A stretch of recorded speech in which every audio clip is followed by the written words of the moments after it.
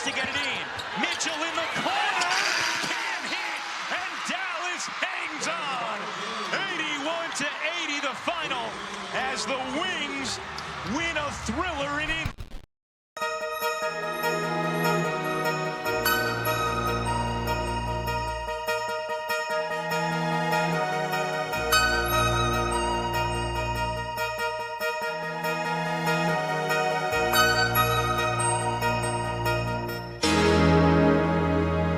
The Angels are here.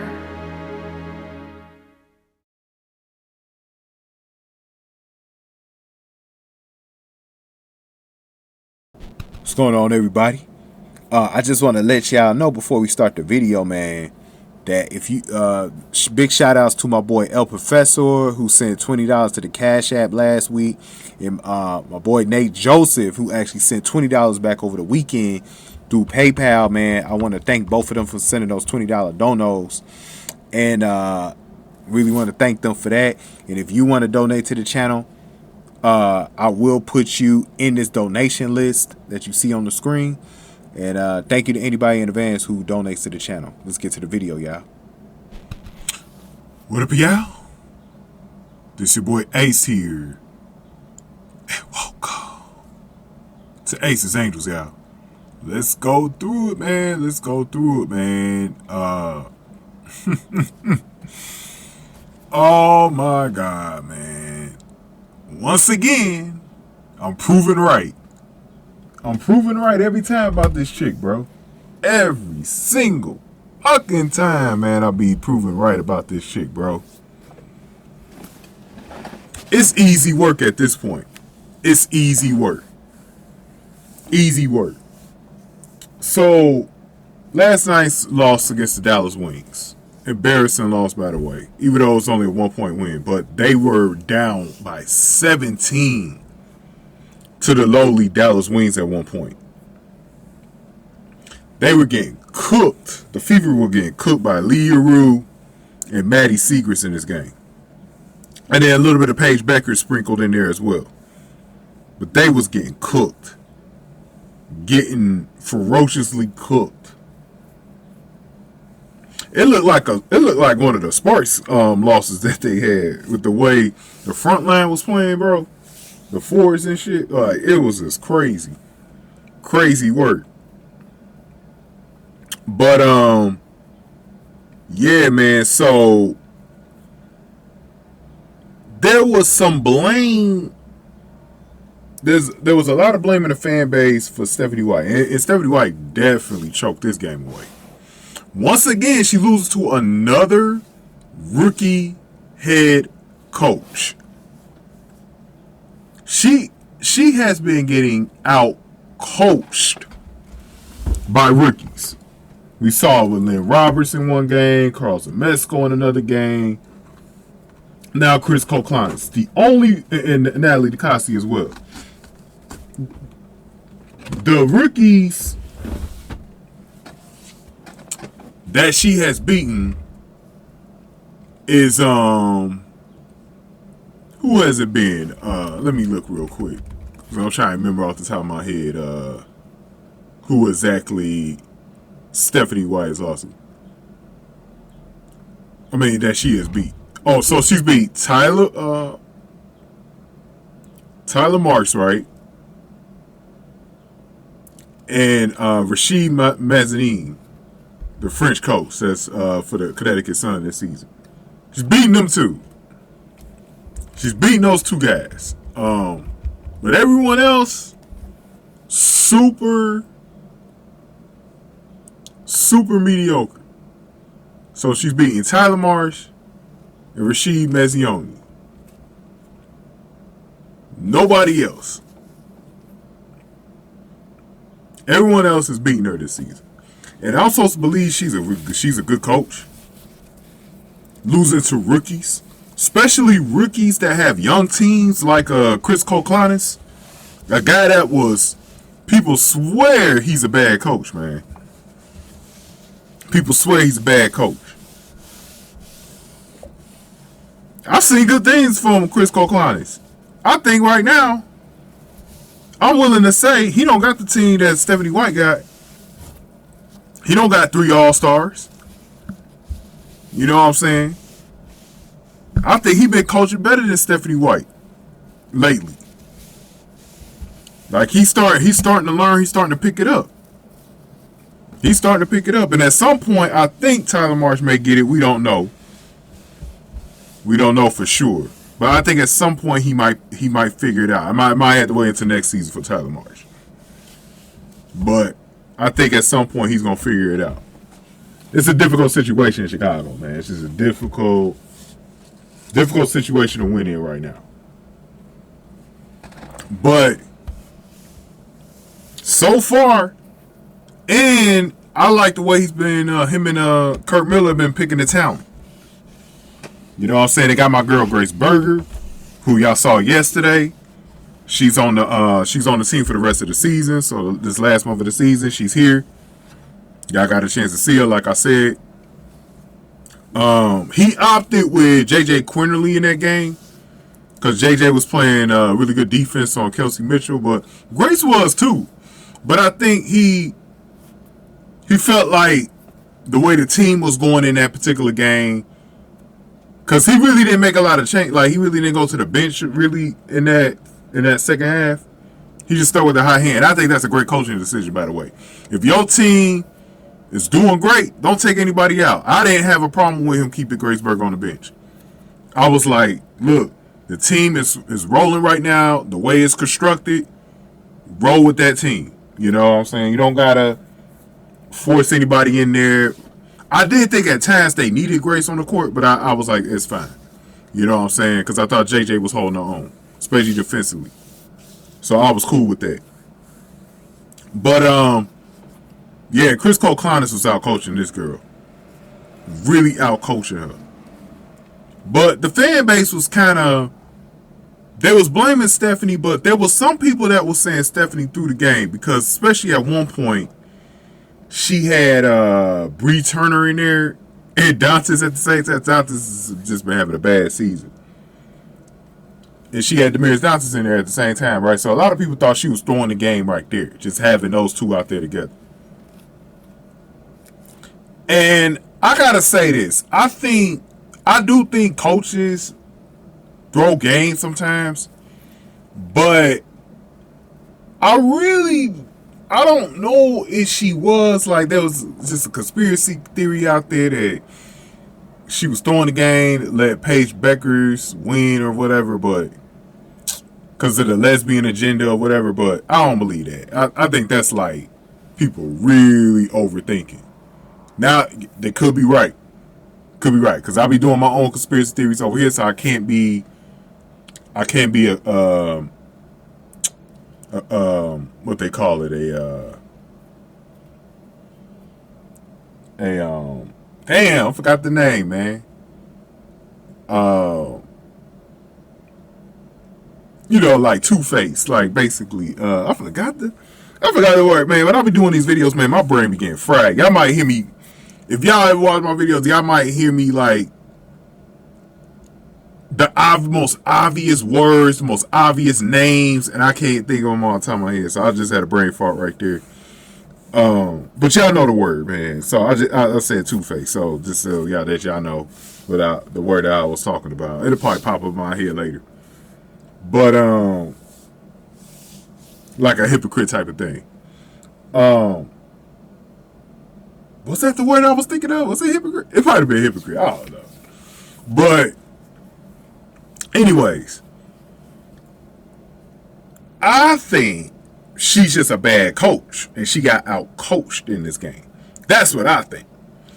And to me, I think more the focus should have been on Kelsey Mitchell choking the game at the end than Stephanie White.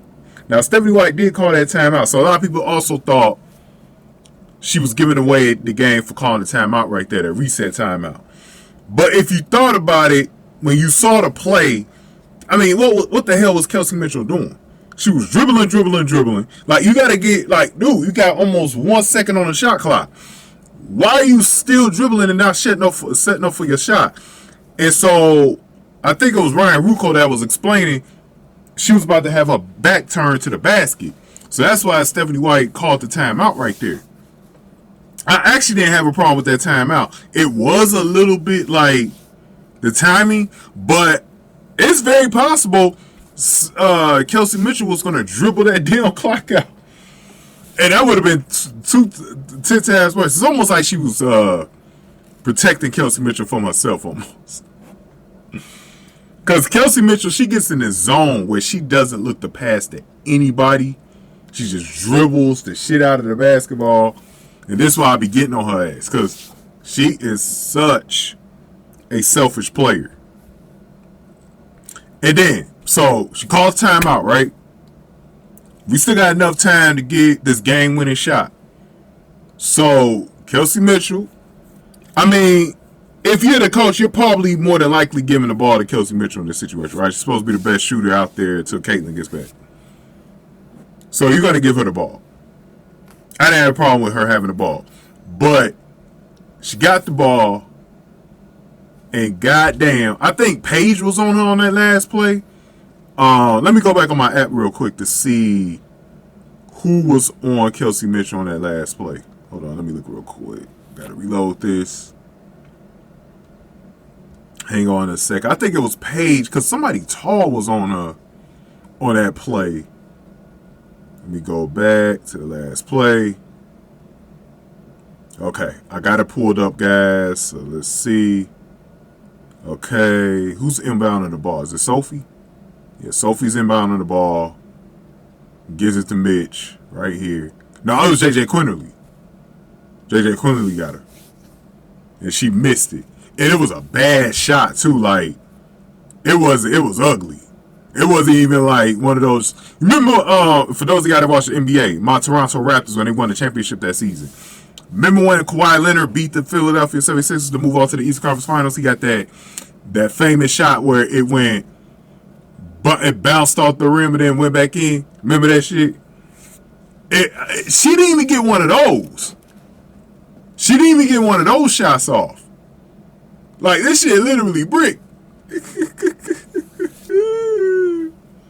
Yo, that was awful. And I've been telling y'all, like, Kelsey Mitchell has done this a lot before where it's not even close. Like, it's not even close when she misses. Like, she's not clutch either. If she was clutch, I think the Fever, when she wasn't making the playoffs, would she have been in the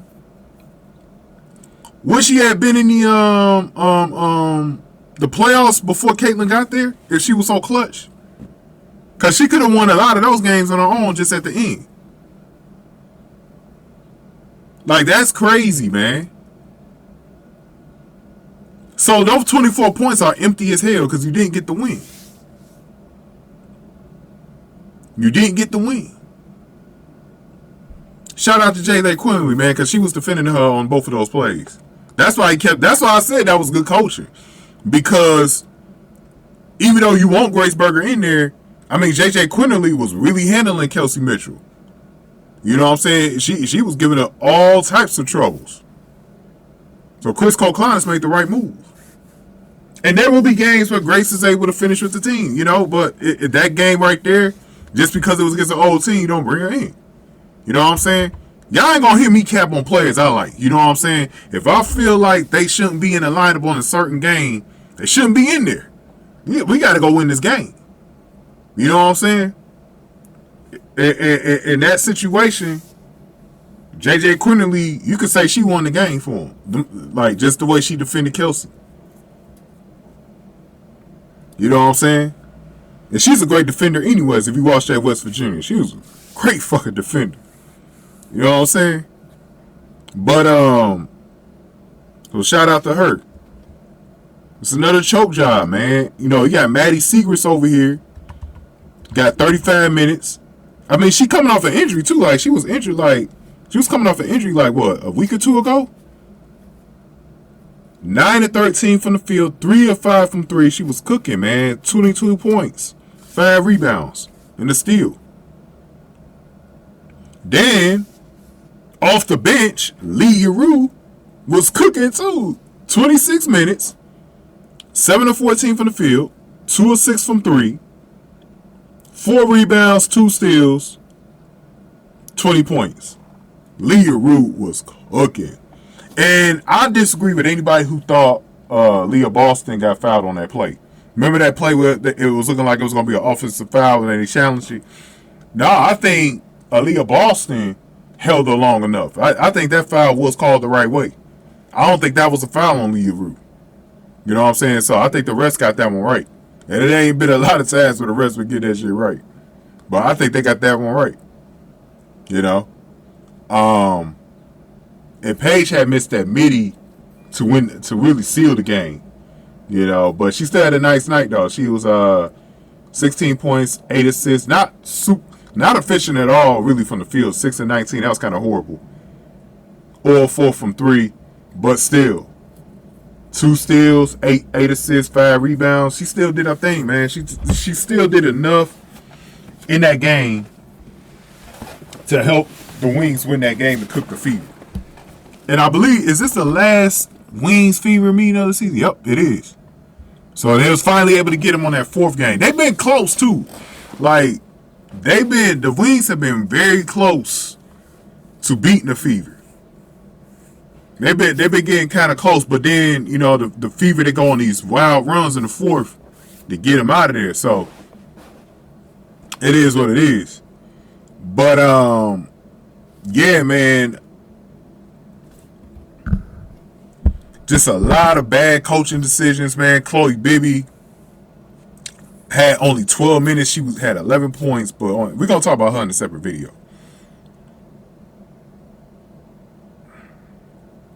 Probably the next video I upload, we'll do Chloe Bibby. But everything else, man, that was pathetic, man. Good karma, Grace Berger. Good karma. They did her wrong, even though she wasn't, you know, the leading contributor to her team winning. But just the way they did her, they lost a really crucial game for the playoffs. Like, that was a crucial loss for the Fever. That's a team you're not supposed to lose to at home. You know, you got a tough mid-16 coming in on Friday, J.C. Sheldon. That's tough. That's a tough loss. That's one that's definitely going to haunt the Fever at the end of the season, depending on what their spot is going to be in the top 8. That's going to be, they probably going to end up getting a difficult matchup because of a loss like this. They might be like 7 or 8 and having to face the Liberty or the Lynx in the first round. You know, but I said it before, they're not beating any of those top 4 teams anyways. They're not beating the Mercury or the Dream if they see them. They're not beating either team. You know what I'm saying? We know damn well they ain't beating the Liberty or the Lynx. I don't give a fuck about the Commissioner's Cup game. They're not beating the Lynx in a 5-game series or 7-game series. They're not doing it. All right. But Kelsey Mitchell, once again, the black hole, does it again. Does it again, bro. A no-show when it matters the most. A no-show when it matters the most. What was it? 2 assists? Just 2 assists today? Man, she was a horrible point. She one of the worst point guards I ever seen in my life, man. It's too bad that Odyssey Sims was a bum in this game because we still don't got a real point guard out there. But I thought Sophie played okay at the point. I thought she actually played pretty okay at the point. She looked a little bit more comfortable. I remember the first time she was running the point, she could barely get the ball over the line. And Sophie was playing way better than that as point on Phoenix. I don't know why she was struggling early in the season. I think it was that injury. But this game, I think she looked like the best point guard to me of the point guards that they was running. But Kelsey Mitchell was horrible. No surprise though. Just this girl is not a surprise, man. She's not a surprise. But Odyssey Sims was a real letdown. She was a real letdown. I might have to do a separate video about Odyssey Sims. She was a real letdown. I thought she'd do way better than that. You know what I'm saying? I think then Ari McDonald had a really good debut for the Fever, I think, from what I remember. I think she had 14 points in that game. So this is nowhere close to that. And y'all know I be on Ari McDonald, but I ain't finna sit up here and lie to y'all. And she had a really good performance compared to Odyssey Sims. But the thing with Odyssey is I'm willing to give Odyssey a little bit of time, to see if she gets comfortable. But I think let me see how many games because she signed a 7-day contract. It shouldn't be no more than a game or two. It should. I know they got the Friday game against Washington. Do they got a game Sunday? That's what I'm trying to see. Oh, they got the Sun. So the Sun on the road. So 2 chances really to stay on this team. I believe this. If she don't look good in that Mystics game, I wouldn't consider bringing her back even if she had a good game against the Sun. I wouldn't even bring her back. I think she has to have a bounce back game against the Mystics. And they need her to be more than just serviceable. They need her to really be like the Odyssey Sims we know from the past. Like they need that Odyssey Sims in that game. If she don't show up, they got to go look for another point guard. We'll talk about that because I think I'm going to do a separate video on her. But I need to go on to wrap this up because I think this turned in about 20 minutes. But back to Kelsey Mitchell to wrap this thing up. Kelsey Mitchell is horrible. She is horrible. Not clutch. I can't wait until she's off the team. That ball's going to move a lot better when she's not on the team with Caitlin Clark. She still thinks she's better than Caitlin. I can see it in her eyes. But this girl, when it's time for her to step up, she don't step up. Kelsey Mitchell is one of the biggest frauds in the league. She definitely a top 3 fraud in the league. She's not who they advertise. They try to make her seem so special. I hate it when ESPN does the games because Rebecca Lowe will always be, oh, she's so fast, she's so quick. Like, shut up. Shut up. Shut up. I hate it when ESPN does the game. I can't wait till NBC come in next year. Man. Bro. But give me y'all thoughts, man. Give this video a like, share, subscribe, y'all. Thank y'all for watching. Aces Angels, y'all.